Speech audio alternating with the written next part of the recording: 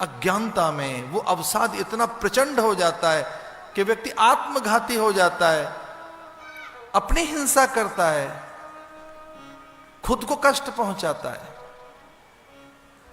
कुछ लोग खुद को टॉर्चर कर रहे हैं, अपने को बोलेंगे नहीं, एकांत में रहेंगे, कुछ देखेंगे नहीं, कपाट बंद, कोई रस नहीं रहा, कोई सुख नहीं रहा, कोई अपना नहीं रहा।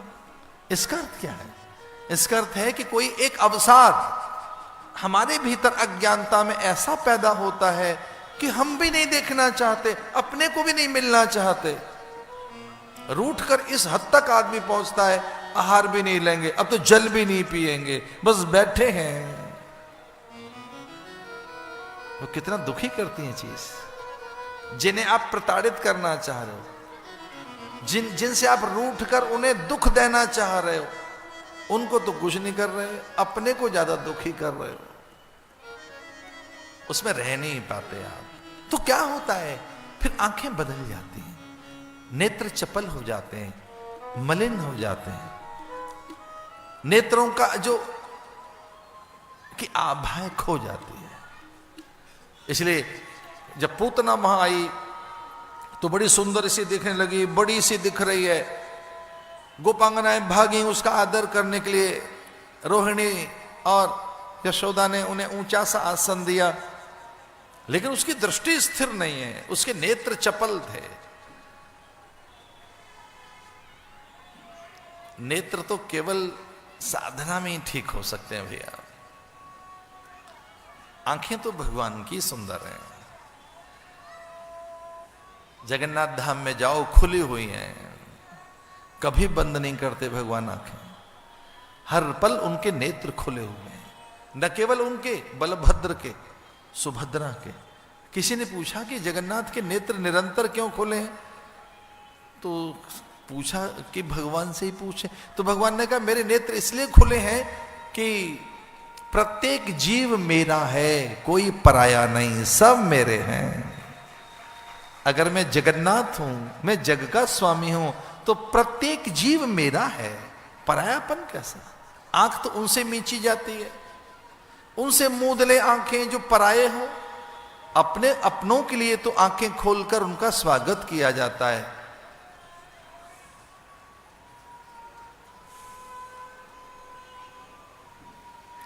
लेकिन भैया श्रीनाथ जी में जाओगे तो आधी बंद आधी खुली है।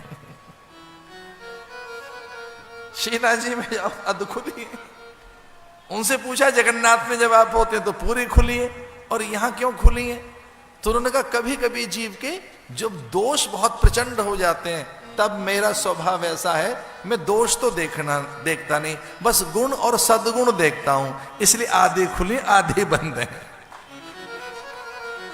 श्रीनाथ जी की आंखें आधी खुली आधी बंद है। श्रीनाथ जी कहते हैं कि जो दोष है वो मुझे मान्य नहीं, जो व्यक्ति के भीतर का कपट है, छल है, मैं नहीं देखना चाहता उसे, मैं तो केवल उसके सद्गुण ही देखना चाहता हूं। लेकिन कहीं आप भैया चले जाओ बद्रीनाथ, तो पूरी बंद है वहां आंखें। जगन्नाथ में तो पूरी खुली है, श्रीनाथ जी में आधी खुली है आधी बंद है। पर आप जाएंगे बद्रीनाथ में, बद्री विशाल के दर्शन करने जाओ तो पूरी बंद है। तो पूछा भक्तों ने कि आंखें क्यों बंद हैं? तो भगवान ने कहा कि आंखें बंद इसलिए हैं कि जो भी जैसा भी है, मैं तो आंखें बंद करके मुक्ति देना चाहता हूं। वो जो भी है मेरे द्वार पर आ गया, जैसा भी है, क्या विचार करना है, कैसा है, आंख खोल के देखें क्या? जो यहां तक पहुंच गया है वो मेरा है।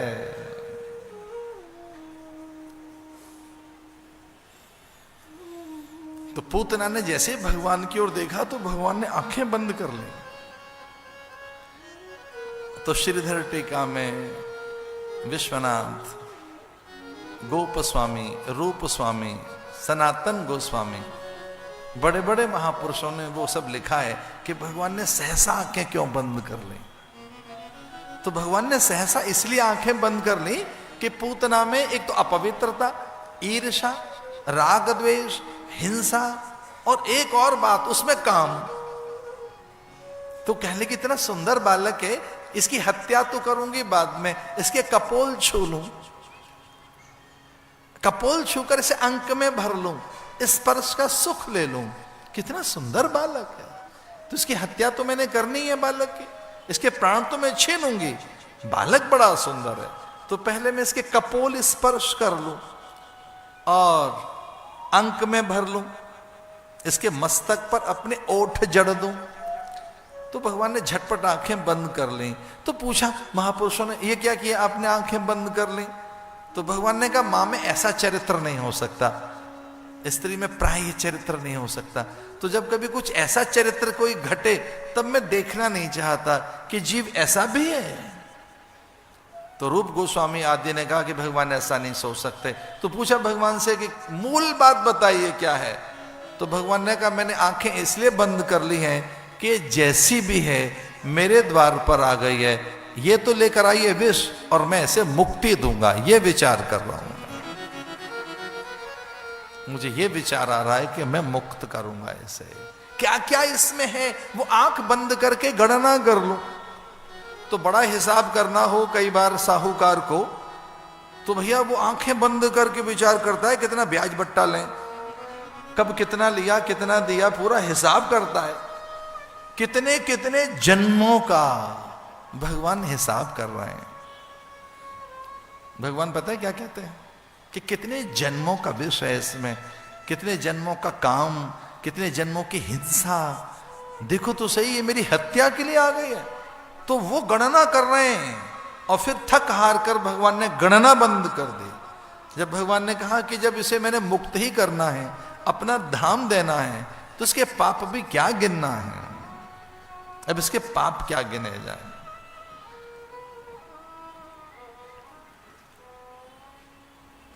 गाढ़म कराभ्याम, कसके भगवान ने उसके स्तनों को पकड़ा। रोष समन्वितो पिबत, और झुझलाते हुए आवेश में आकर, जो उनका स्वभाव नहीं है। आप कल्पना कर सकते हैं नवजात शिशु को गुस्सा कैसे आ सकता है। झुंझलाहट आती भी है तो तुरंत हंसी आ जाती है, कुछ देर शोक में फिर प्रसन्नता में। एक नए बालक के मुखमंडल के कौतुक देखे होंगे आपने। पता नहीं कभी वो हंसता है, कभी शोक में, कभी झूठ मूठ में रो पड़ेगा। उसके ओठों से अलग अलग अलग अलग प्रकार की आपने देखे होंगे भाव पैदा होते हैं। तो रोष का मतलब है रुद्र, और रुद्र तो भगवान के चेहरे पे नहीं आ सकता। तो भगवान स्वयं चले आए महादेव, और उन्होंने कहा कि एक भी कण रक्त का भगवान के ओठ और उनकी जिह्वा को छू न ले। एक भी कण, हमारी प्रतिज्ञा भंग हो जाएगी। देवताओं के जीवन विष क्यों आना चाहिए। तो भगवान के मुखमंडल पर जैसे अचानक रौद्रता आ गई, रुद्र आ गए। तो देखो जब आदमी गुस्सा करता है ना तो लाल पीला हो जाता है, सुंदर नहीं दिखता, क्रोध में सुंदर नहीं दिखता। तो जब बहुत आप कभी क्रोध कर रहे हो तो चुपके से अपनों से कहो कि उस समय की फोटोग्राफी होनी चाहिए, उस समय के चित्र खींचे जाएं और वो फिर आपको दिखाए जाएं। लज्जा आएगी, छुपा के रख लोगे उन्हें कि नहीं ये हमारा चेहरा नहीं हो सकता। अपनों को इसी काम में लगाओ कि वो अलग अलग अलग कैमरे हों हमारे उस समय के, जब बहुत प्रचंड आवेश में हम। तो प्रचंड आवेश में, क्रोध में व्यक्ति सुंदर नहीं दिखता, क्रोधी व्यक्ति कभी सुंदर नहीं दिखता। पर भगवान तो बड़े सुंदर दिख रहे हैं, बड़े गोरे से दिख रहे हैं। सांवरा बालक कितना गोरा दिख रहा है। इसका अर्थ यह है कि जो बहुत गोरे से गोरा है वो प्रकट हो गया भगवान में। और सबसे गोरा देवता जानते हो कौन है? कर्पूर गौरम करुणावतारम। सबसे गोरे भगवान शिव हैं, उनसे सुंदर कोई देवता नहीं है। वो इतना आदर करते हैं भगवान नारायण का कि भस्म विभूति आलेपन कर, मुंडमाला धारण कर अपने रूप को छुपाते हैं कि लोग मुझे सुंदर न देख लें, मेरा सच लोगों तक न चला जाए, नहीं तो मुझे ही सुंदर कहने लगेंगे। मुझे ही रूपवान कहने लगेंगे। तो भगवान भस्म से, विभूति से अपना आलेपन कर सौंदर्य का गोपन करते हैं। तो जो कृष्ण के रोम रोम में सौंदर्य छलका, एक तो वैसे ही बड़े सुंदर हैं, और भगवान नारायण के पास इतनी सुंदरता क्रोध में कैसे आ सकती है, आवेश में कैसे आ सकती है, इसको विद्वानों ने कहा कि स्वयं भगवान शिव का जैसे आगमन हुआ हो। और झुंझलाहट में क्या करता है आदमी, ये देखने की बात है। अपने झुंझलाहट में व्यक्ति अपने स्वभाव को भूल जाता है। आवेश में एक ही बात तो होती है कि आप अपने से अलग हो जाते हैं, पर यह कैसा आवेश है कि भगवान स्वभाव में डूबे जा रहे हैं। और भगवान का स्वभाव क्या है, ऐसो को उदार जग माही, बिनु सेवा जो द्रवे दीन पर, राम सरिस को नाई।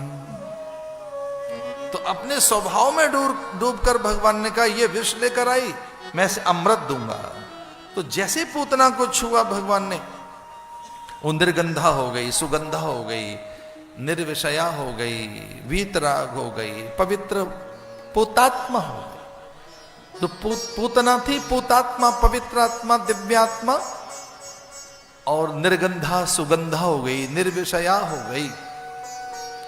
त्रिपुरा रहस्य में सबसे ऊंची सिद्धि एक बताई है त्रिपुरा रहस्य में, कि परासत्ता का स्नेह किसे मिलता है, उसी साधक को जो निर्विषयी हो जाए, जो निर्विषयी हो गया है, जिसमें सारे जन्मांतर की विषय वासनाएं सदा के लिए तिरोहित हो गई हैं, जहां विषय सदा के लिए खो गए हैं, वही त्यागी है, वही सिद्ध है। कहिए तात सो परम विरागी,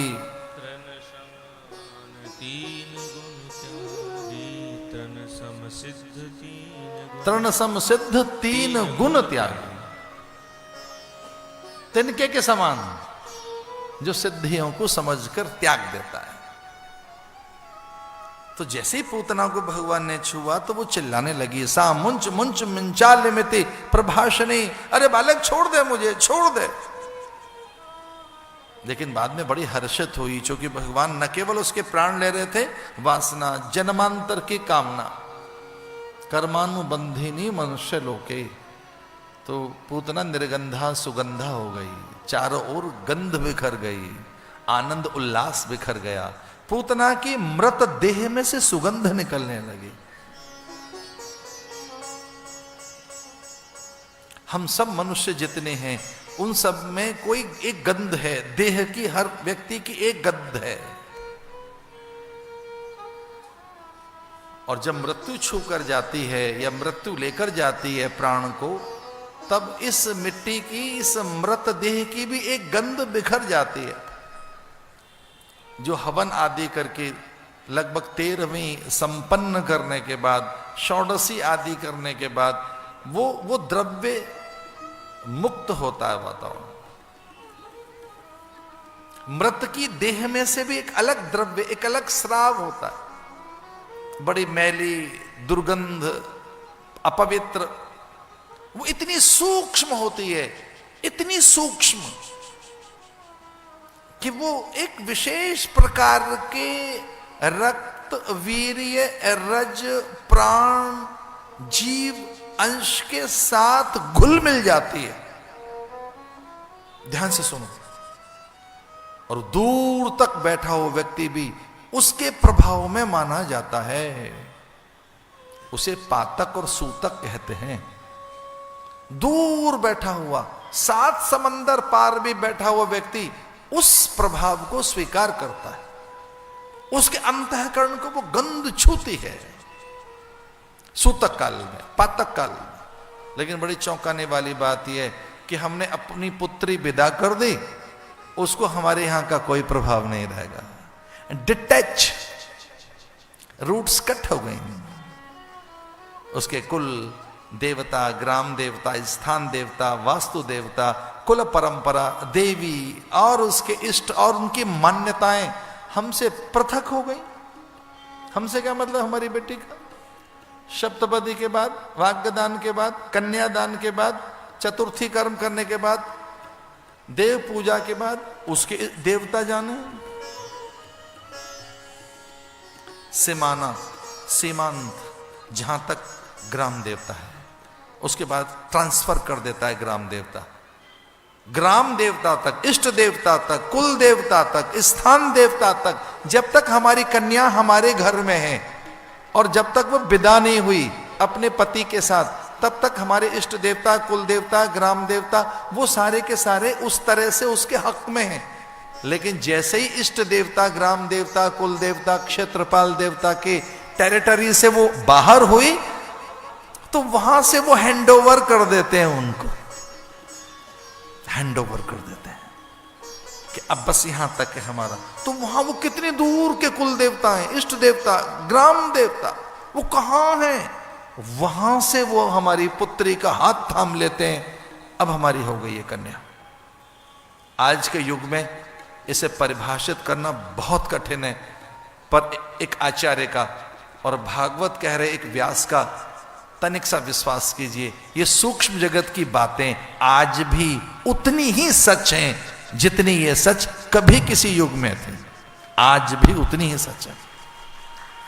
वो अदृश्य है, दिख नहीं रही। भाई हम तरंगों से तो बने हैं।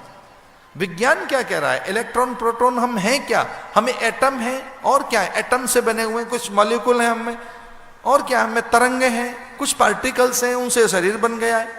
लेकिन जो जीवाश्म है हमारी, जो जैव सत्ता है हमारी, वो सत्ता हमारी, उसमें एक गंध है, एक अलग कुल की, गोत्र की, वंश की, परंपरा की। कितनी भौतिकता प्रचंड हो जाए, कितने अत्याधुनिक उपकरण बन जाएं, कितनी अधिक संचार की और सूचना की तकनीक हमारे आसपास बिखर जाए, कितने ही हम वायरलेस युग में चले जाएं, तो सच मानिए एक मंत्रों का अलग विज्ञान है। तो जो मृतदेह पड़ी होती है, मरने के बाद उसका संस्कार किया जाता है, अशुद्धि हो गई वहां। लेकिन यहां तो कुछ और हो गया, परमात्मा ने संस्कार कर दिया पूतना का। तो पूतना की तो देह में से भी गंध आने लगी और वो तत्काल मुक्त हो गई। ब्रह्मरंध्र में से प्राण गए। प्राण कहां से कैसे गए? आंखों से, नासिका से, मुखमंडल से, श्वेद से, मलमूत्र से, ये आपके खोपड़े तोड़ के निकले हैं ब्रह्मरंध्र से। तो जो ब्रह्मरंध्र से यहां से प्राण निकलते हैं, वो कहां जाएंगे? उन प्राणों की गति कैसे होगी? और नेत्र से गए, नासिका से गए, मुख से गए, मलमूत्र से गए, पसीने से गए, कैसे गए प्राण? पूतना निर्गंध हो गई, सुगंध हो गई, पवित्र हो गई।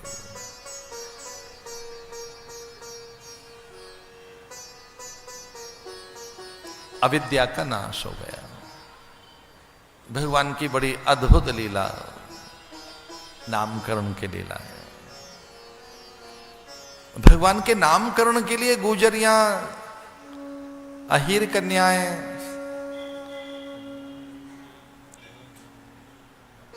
यादव वंश की उच्च कुलीन बालाएं नित्य आकर नए नाम रखती भगवान के। एक ने कह दिया कि तेरा लाला कितना सुंदर है, अद्भुत है, अलौकिक है, मनहर है, अनुपम है, उदात्त है, अद्वितीय है, कल्पनातीत है, इतना सुंदर है ये। तो यशोदा कैसी भोली है और नंद बाबा कितने सरल हैं और पूरे ब्रजवासी कितने अद्भुत हैं, परस्पर कितना एक दूसरे का आदर करते हैं। तो सबने एक सम्मति से कह दिया, कहा नाम रख दे। एक अजान अपरिचित दूर की वो एक यादव कुल कन्या जो कभी नहीं देखी थी, वो आकर लाला को चूमती है, पुचकारती है और कहती है लाला कितना सुंदर है और मैं इसका नाम रखूंगी। तो सब प्रसन्न है, आनंदित है कि देखो हिस्से सबके बराबर कैसे हैं। एक अपरिचित अजान जो पहली बार आई, एक यादव कुल कन्या, और उसने कहा मैं नाम रखूंगी, मैं इसका सांवरे का मैं नाम रखूंगी। सब प्रसन्न हो गए, हाँ नाम रख दो। तो उसने लाला की आंखों में झांक कर और उसके हथेली पर ढेर सारे चुम्बन जड़ते हुए, और कहा ये इसका एक ही नाम हो सकता है। सबने कहा क्या नाम है? बोले ये चित्त चोर है, इसका तो यही नाम हो सकता है। थोड़े असहज हो गए लोग, असहज हो गए। और जब सब असहज हो गए तो माँ ने धीरे से प्रतिवाद किया। माँ ने कहा अच्छा नहीं लगा है सबको, तो वो कहती है क्यों, इसमें हो रहा क्या है? तो माँ ने कहा इसमें चोर शब्द जुड़ा है, अच्छा नहीं है, तो चित्त चोर ठीक नहीं है। दूसरी कहती है मनहर, मदन गोपाल। एक ने कहा माधव, कोई मुकुंद, कोई बनवारी, गिरधारी, हमारा हल्ला मच गया। उस भीड़ में से हर एक नाम कोई रख रहा है। कोई कहता है तो मुकुंद है, बनवारी है, गिरधर है, जगन्नाथ है। अरे ये तो वनमाली है। जो बहुत निकट थे नंद और यशोदा के, वो अपनी बात कहे जा रहे हैं। एक ने कहा ये तो यशोदा नंदन है, दूसरी कहती है नंद नंदन है, तीसरी कहती है ब्रजनंदन है, चौथी कहती है सर्वेश है, और एक कूद कर आई सबके बीच में और कह ये सारी बातें छोड़ो, ये कौन है? बोले पूर्ण ब्रह्म परमात्मा है, सीधा नाम रखो ना, ये तो भगवान है।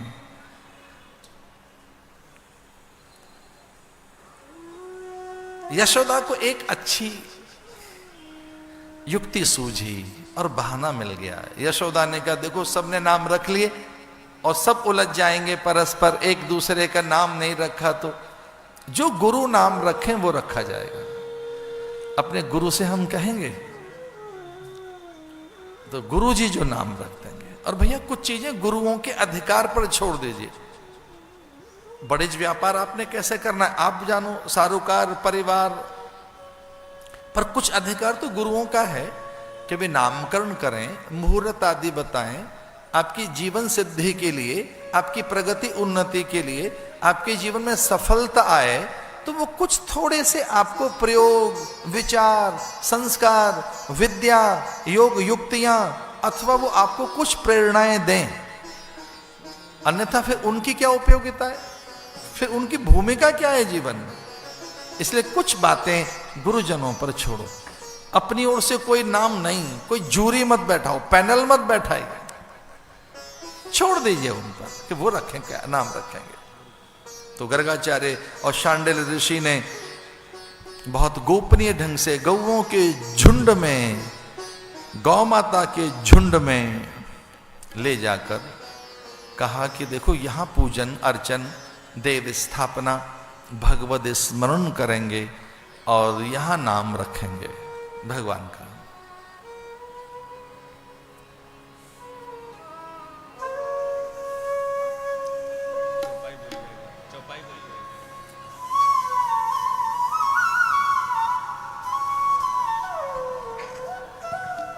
इनके नाम अनेक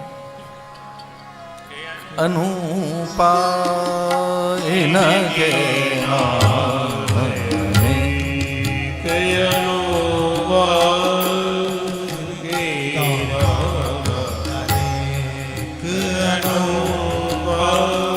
मैं नृप कहूँ सुमति अनुरूपा, मैं नृप कहूँ सुमति अनुरूपा।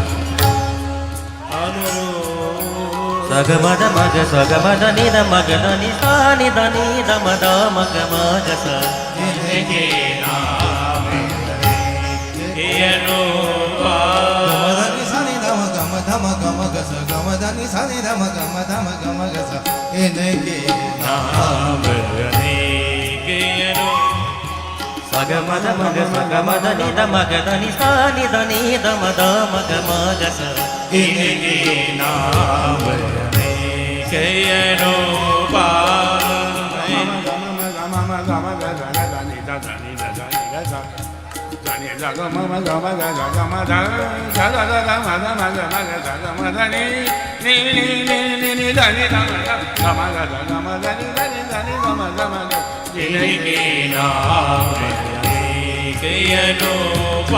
Sasani sadani dhadani ni dhani ni dhamma gadama dhadama gaga mama gama maga sa gama dhani sa ni sa gama dhani sa ni sa gama dhani sa ni sa inke naam anek anupa vairab kab mati anurupa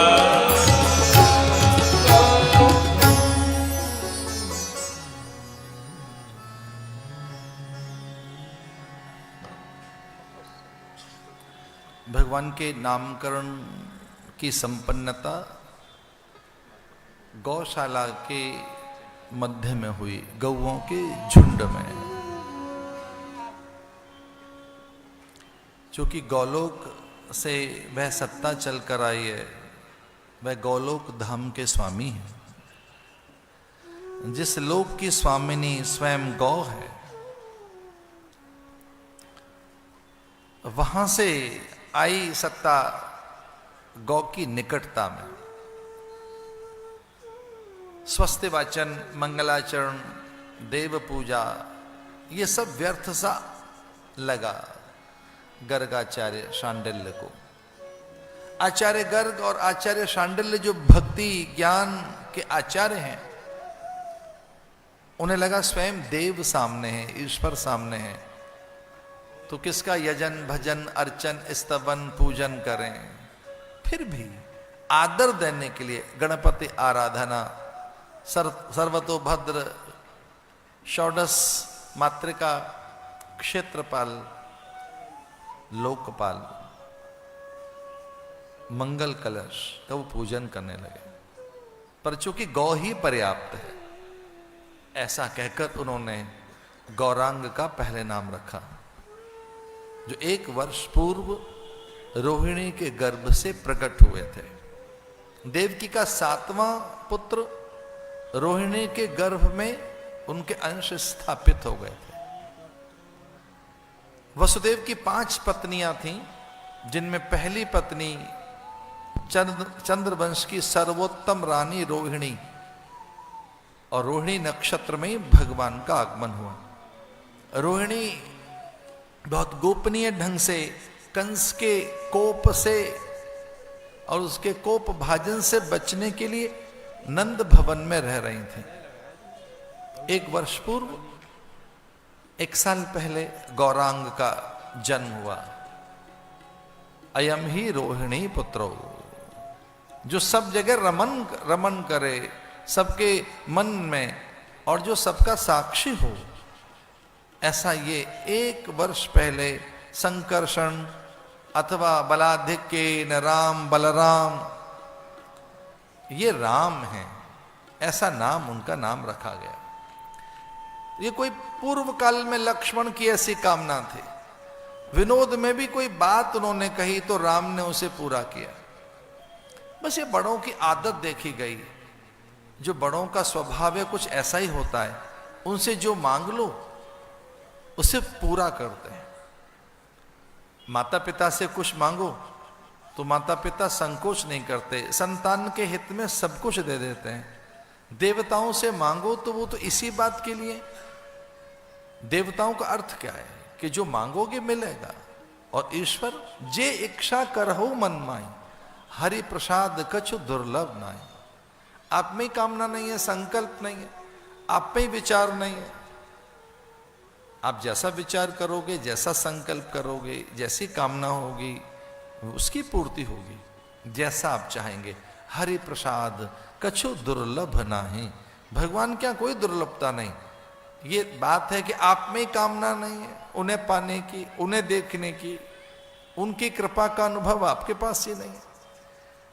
तो लक्ष्मण ने पूर्व काल में बड़े विनोद में ये बात कही कि अगली बार मैं आऊंगा सेवा करने, कंटक चुनने, व्यवस्था देखने, मैं बड़ा बनूंगा। इसलिए नहीं कि मुझे बड़प्पन चाहिए, इसलिए नहीं कि मैं श्रेष्ठ रहूं, इसलिए कि और 1 वर्ष पहले आकर मैं सेवा करूं, मैं अधिक सेवा कर सकूं। छोटा होकर उतनी सेवाएं नहीं हो पाती, बड़े होने के बाद कुछ तो अधिकार मिलेंगे।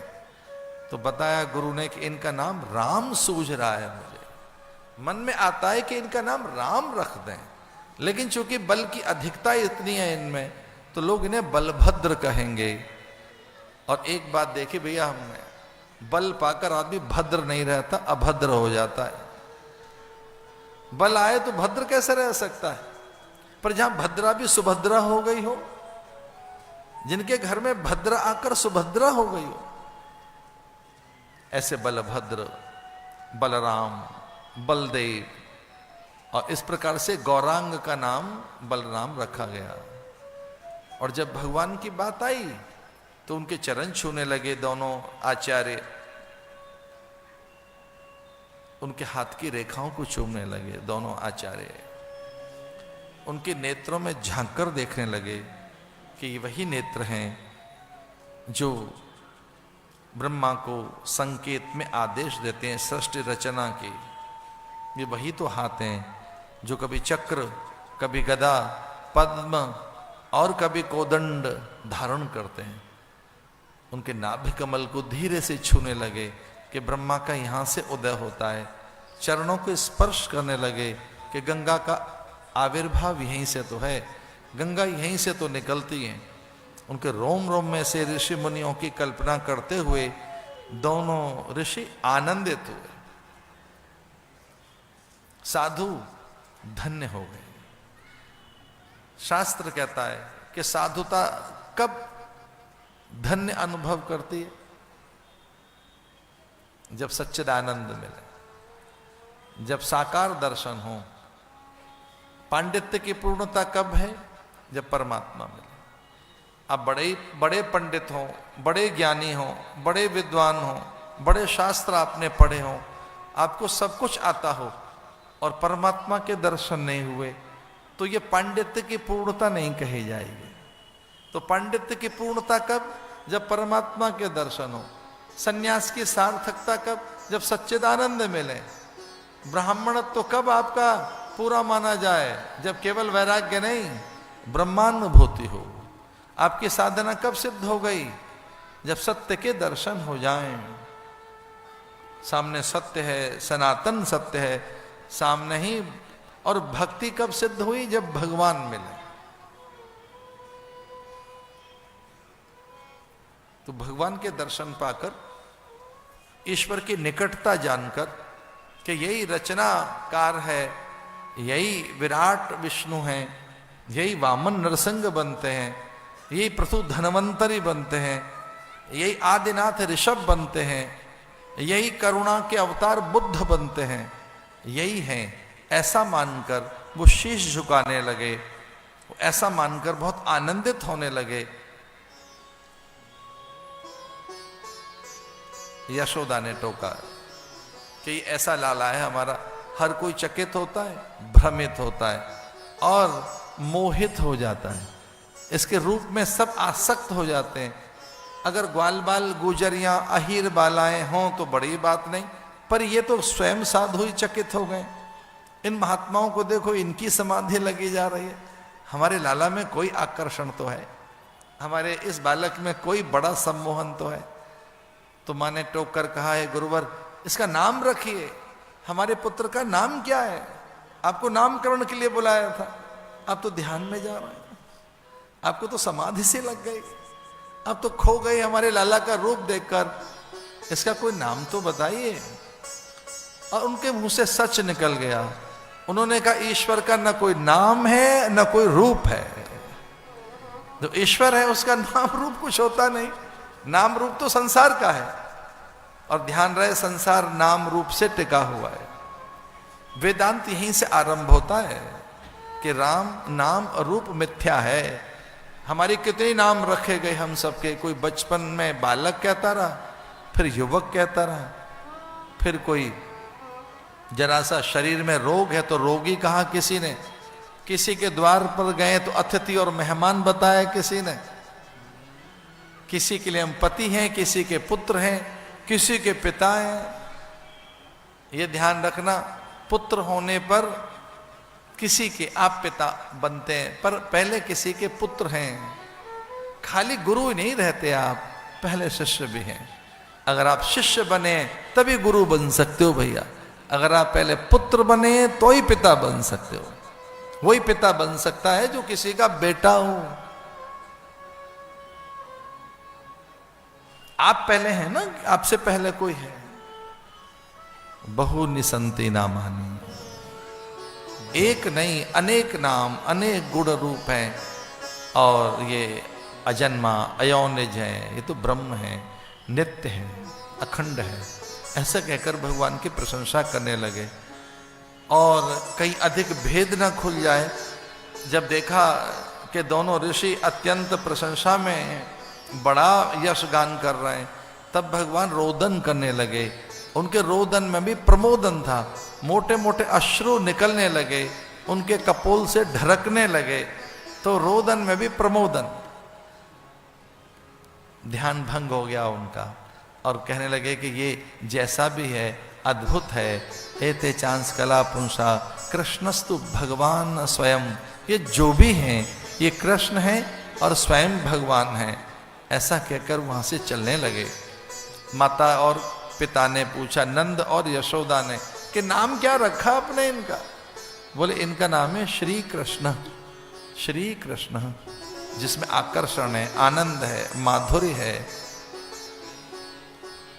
जो सदा से अपने हैं, इनका नाम कृष्ण है। इस तरह से भगवान का नामकरण संपन्न हुआ। बड़ी अलग अलग लीलाएं हैं। मृद भक्षण की लीला, जिसमें उन्होंने माटी को छूकर धरती का सम्मान किया। क्योंकि धरती भूदेवी है। माता भूमि पुत्रो हम पृथिव्या।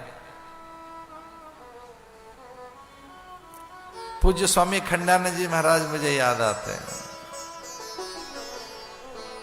वो अद्भुत बात उन्होंने कही, अद्भुत बात। उन्होंने कहा कि जब वो परम धाम में, चिन्मय धाम में, गोलोक धाम में, क्षीर सागर में, वैकुंठ में है, अपनी मूल अलौकिक सत्ता में है, तब उनकी एक पत्नी, और जब उस सत्ता को त्याग कर धरती पर आते हैं तो दूसरी पत्नी, लीला संपादन के लिए, लीला के संपादन के लिए।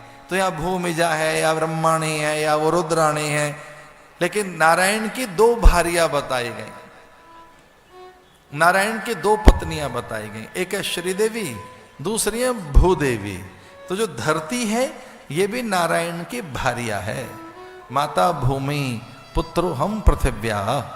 धरती को पिता नहीं कहते, धरती माता है। धरती भाई नहीं है, धरती बंधु नहीं है, चाचा ताऊ नहीं है, धरती नाना नानी नहीं है, धरती पिता भी नहीं है, धरती माता है। माता भूमि पुत्रो हम पृथिव्या, हम इसकी संतान हैं। और अगर जब मां हम कहते हैं तो मां कौन, जो दूध पिलाए। तो इसकी कल्पना करते हुए शास्त्रकार कहता है पर्वत स्तंड मंडले विष्णु पत्नी नमस्तुभ्यम पाद स्पर्श क्षमस्व में। तो मां किसे कहेंगे भैया? कोई मां कैसे ही कपड़े पहने, हमें तो सारी माताएं माता लगती हैं, वो कम कितनी कैसे क्या पहने ये कोई मैटर नहीं करता है। पर हाँ, मां रैप होके रहे तो कई बार अच्छी लगती है। तो कैसे रैप होके रह रही है, कैसे ढका हुआ है मां ने अपने को? शास्त्रकार कहता है समुद्र वसने देवी। मां ने किससे ढका है अपने को? धरती अगर मां है तो कैसे ढकी हुई है? समुद्र वसने देवी। और मां है तो इसके स्तन और दूध क्या है? पर्वत स्तन मंडले। और अगर ये मां है तो हमारा कोई पिता भी होगा। अगर ये मां है तो इसका पति कौन है? ये हमारी मां लगती है, हम इसकी संतानें हैं, तो इसका पति कौन है? विष्णु पत्नी। तो शास्त्र कहता है समुद्र वसने देवी पर्वत स्तन मंडले विष्णु पत्नी नमस्तुभ्यम पाद स्पर्श क्षमस्व में। धरती पर जब आओ, पैर धरती पे रखो तो थोड़ा माथे से रज कर लगा लीजिए। ये अभ्यास में है हमारे, निरंतर के अभ्यास में, कि धरती पर पैर रखने से पहले इसका आदर करो धरती का। ये कहकर माता भूमि पुत्रो हम पृथिव्या। तो धरणी जो है भूदेवी है। तो मर्द भक्षण के समय जो माटी ली भगवान ने, वो धरती का आदर है, वो धरती का बहुत आदर है। और उलूखल बंधन में मणिग्रीव नलकूबर के उद्धार की जो लीला है वो भी बड़ी अद्भुत है। मणिग्रीव नलकूबर के उद्धार में नारद का श्राप है। जब नारद ने देखा कुबेर पुत्र मदिरा पीकर मदरोन्मत्त हो गए, तब उन्हें जड़ होने का श्राप दिया और वरदान ये भी कि आप कृष्ण के आंगन के वृक्ष बनेंगे और वो उलूखल बंधन लीला में आपको मुक्त करेंगे।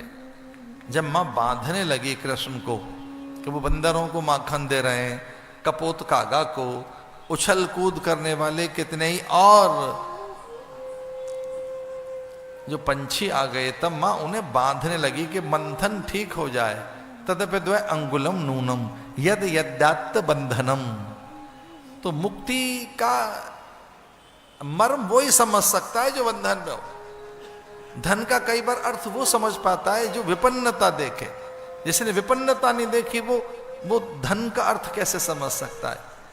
स्वास्थ्य का अर्थ वही समझ सकता है। स्वास्थ्य का सम्मान तब समझ सकते हो जब बीमार रहो। जब आप बीमार हो गए होते हैं, रोगी हो गए होते हैं, तब पता लगता है कि भैया हेल्थ भी कोई चीज है। स्वास्थ्य किसे कहेंगे? विपन्नता में धन का आदर किया जाता है। दूर देश में चले जाने के बाद जब महीनों सालों अपने नहीं मिलते, तब वो कितने याद आते हैं। फिर वो अपनी सब चीजें अच्छी लगने लगती हैं। अपना गांव, गली, मोहल्ला, प्रदेश, अपना देश कितना अच्छा लगता है दूर पहुंच जाने के बाद। तो जब कोई अभाव होता है जीवन में, तब वो चीज महंगी लगने लगती है। मणिग्रीव नलकूबर का इस ढंग से उद्धार भगवान की बड़ी अद्भुत लीला है, बड़ी मंगलमयी लीला। और वो श्री विहार की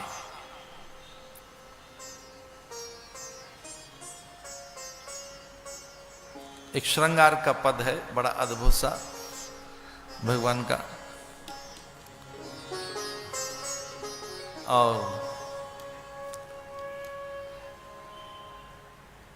आइए भगवान के एक पद में चलते हैं।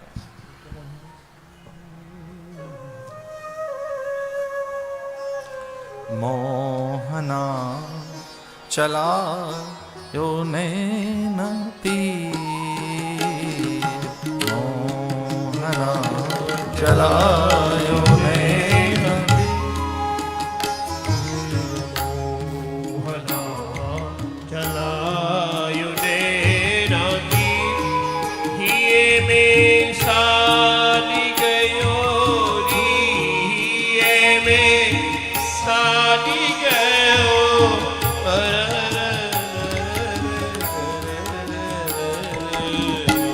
मोहना चलायो नैन, मोहना चलायो नैन तीर, मोहना चलायो नैन तीर।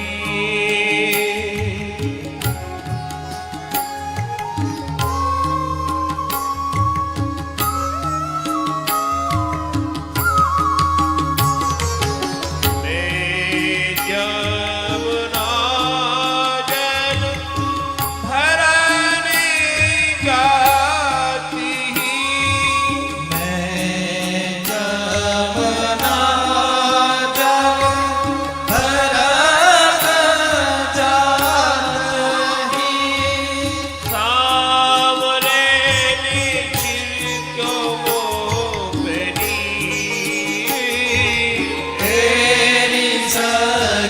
सावरे चिरको मोपनी, निर्मोपे तारी गयो री, निर्मोपे तारी गयो।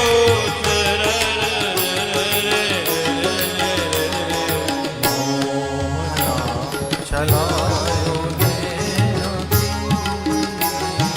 मोहना चलायो नैन तीर।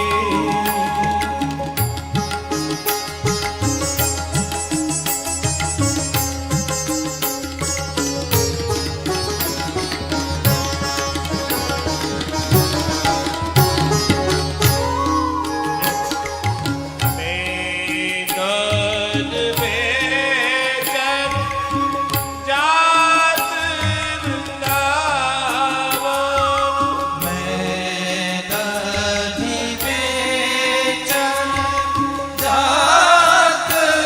वृंदावन, सावरे ने झटक्यो मेरो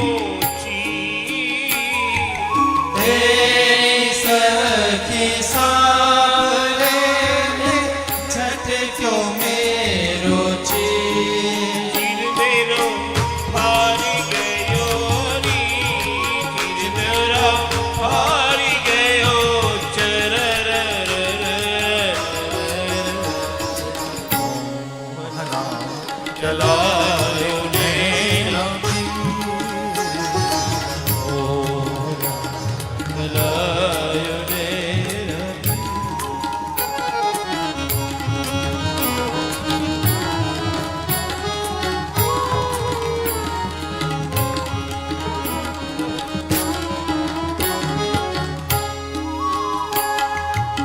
नेवल व्याकुल फिरै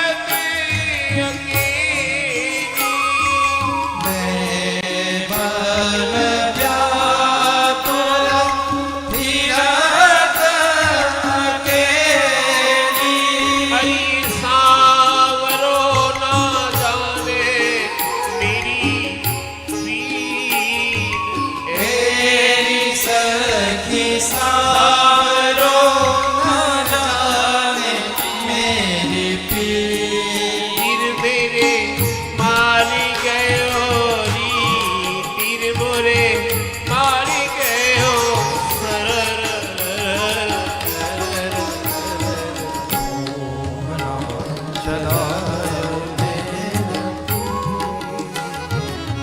मोहना चलायो तेना, मोहना चलायो मोहना चलायो तेना।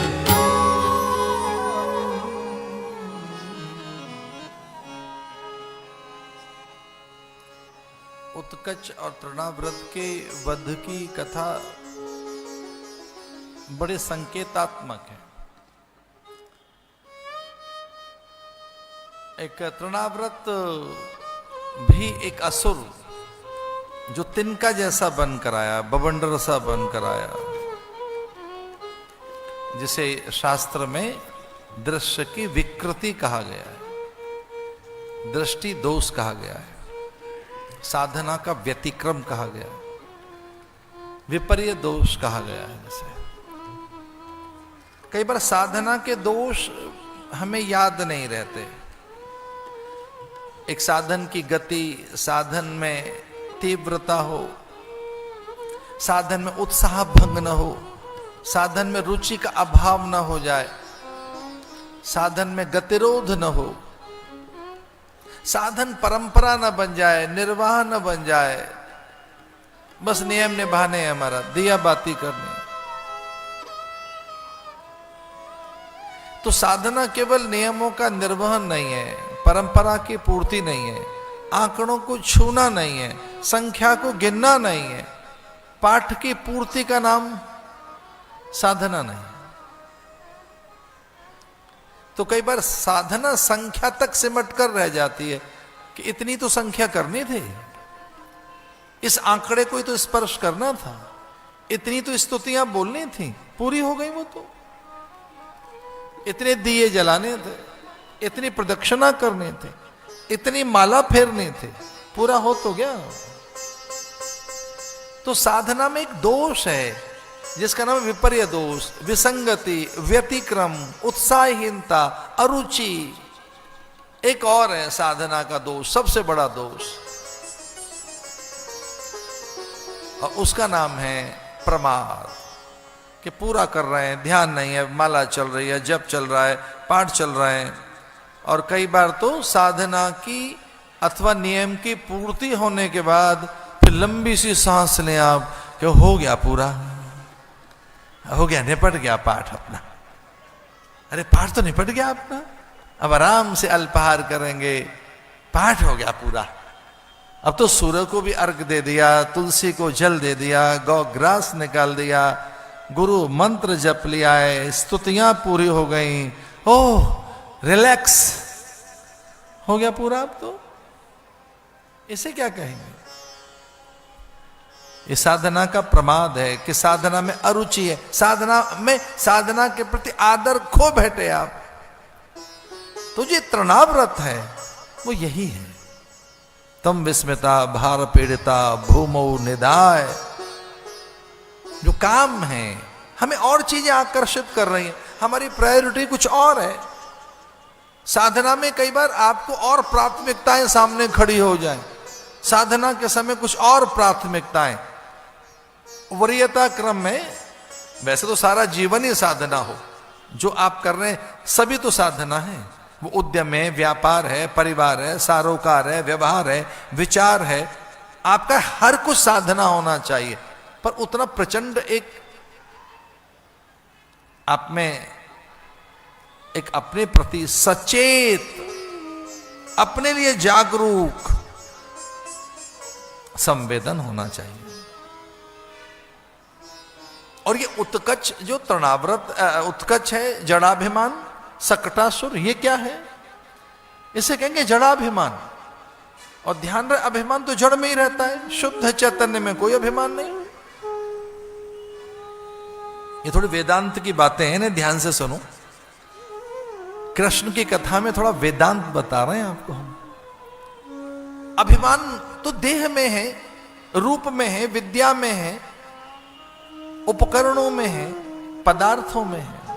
अभिमान आप में कहां है? आप तो शुद्ध चैतन्य है, ईश्वर अंश, जीव अविनाशी। आप तो अविनाशी हैं, चेतन हैं, आप में तो कहीं कोई अभिमान नहीं है। लेकिन जैसे ही आप में अभिमान आता है, इसका अर्थ है जड़ता से जुड़ गए, वस्तु से जुड़ गए, देह से जुड़ गए हो, पदार्थ से जुड़ गए हो, रूप से जुड़ गए हो। तो जिस दिन भी आपके भीतर में से अहम गया, शुद्ध ब्रह्म हैं फिर आप शुद्ध हैं, पवित्र हैं। यही तो शपथ थी मदालसा की, बड़ी सुंदर मदालसा, उसकी बड़ी चर्चा पूरी धरती पर। सारे संसार भर के राजाओं ने, सारे संसार भर के लोगों ने कहा मदालसा जैसी कोई सुंदर नहीं। और पहले इस ढंग से युद्ध में जीत भी लिया करते थे। कोई बड़ा स्वयंवर होता था, स्वयं चुनती थी उस समय कन्याएं, अपने आप वर्ण करेंगे, स्वयंवर। कई बार पिता कह देते कि इस लक्ष्य का भेदन करूं, मछली की आंख में जिसका तीर लगेगा द्रौपदी उसकी होगी। कई बार प्रतिज्ञाएं होती थी और उन प्रतिज्ञाओं की जब पूर्ति हो जाती तो उसे कहते थे वरमाला, उसे कहते थे जयमाला। आजकल दोनों के हाथ में वरमाला भी है, वधुमाला भी है, पर पहले एक के हाथ में होती थी। जिसने जय कर लिया, जो जीत गया है, उसे कहते थे अब ये जयमाल उसके गले में पड़ेगी, जो जीत कर आया है, इसने जीत लिया है, वो जयमाल का अधिकारी है। वरमाला माने अब मैं उसे वर्ण करूंगी, वर मेरा वो है जिसने मेरी प्रतिज्ञा की पूर्ति कर दी, वो वरमाला। तो ऐसे ही मदालसा के रूप की प्रशंसा, और मदालसा के पति ने जब घूंघट खोलकर आदर किया अपनी पत्नी का कि संसार की सर्वाधिक रूपसी आप हैं और अब मेरी आप पत्नी बन गई, मैं उपहार में आपको क्या दूं? तो मदालसा ने कहा बस उपहार में एक वचन दीजिए राजा, मुझे एक वचन चाहती हूं आपसे। तो राजा ने कहा एक क्या, मैं तो अनेक वचन देने को तैयार।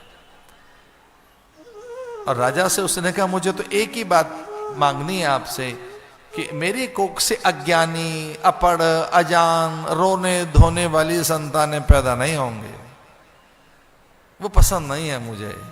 मूढ़, अज्ञानी, जड़, मैं ज्ञानी पुत्र पैदा करूंगी। तो ये एक मुझे वचन दो कि हमारी संतान अज्ञानी नहीं होगी। तो राजा ने कहा इसका अर्थ क्या है? बोले इसका अर्थ ये मुझे सच का ज्ञान है, मैं सच जानती हूं, तो मुझे आप ये वचन दो कि मैं बालक को सच बताऊंगी, जैसे बालक पैदा होगा मैं उसे सच बताऊंगी, जीवन का सत्य क्या है, और आप रोकेंगे नहीं, मैं उसे वास्तविकता बताऊंगी जीवन की। राजा ने कहा तो बहुत अच्छी बात है, अपनी संतानों को जीवन का सच मिलेगा। पहला बच्चा हुआ, बालक रोने लगा, हर बालक रोता है।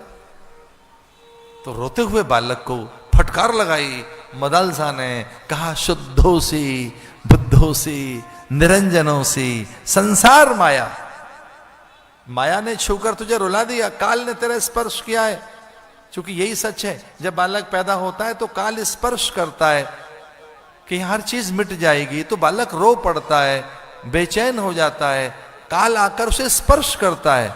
फिर कुछ देर के बाद बालक भी अभ्यासी हो जाता है, रोना धोना छोड़ देता है, वो हमारे जैसा ही हो जाता है। शुद्धोसी बुद्धोसी निरंजनोसी, आत्मा का ज्ञान कराया, देह नश्वर है। पहला बालक ज्ञानी हो गया, दूसरा, तीसरा, चौथा, पांचवा, छठा, सातवां बालक। राजा ने हाथ जोड़ लिया। राजा ने कहा रानी एक विनती है। क्या? कि इसे ज्ञान मत देना, एक संसार के लिए चाहिए, राजकाज के लिए चाहिए, एक व्यवहार के लिए चाहिए। और रानी ने फिर उसे ये नहीं कहा शुद्धोसी बुद्धोसी निरंजनोसी। जब सातवां बालक पैदा हुआ तो रानी ने कहा राजा बाबू बनेगा, बड़ा अच्छा बनेगा, घुड़सवारी करेगा, युद्ध के मैदान में सबको जीतेगा, इस धरती के सारे भोग पदार्थ इसके होंगे।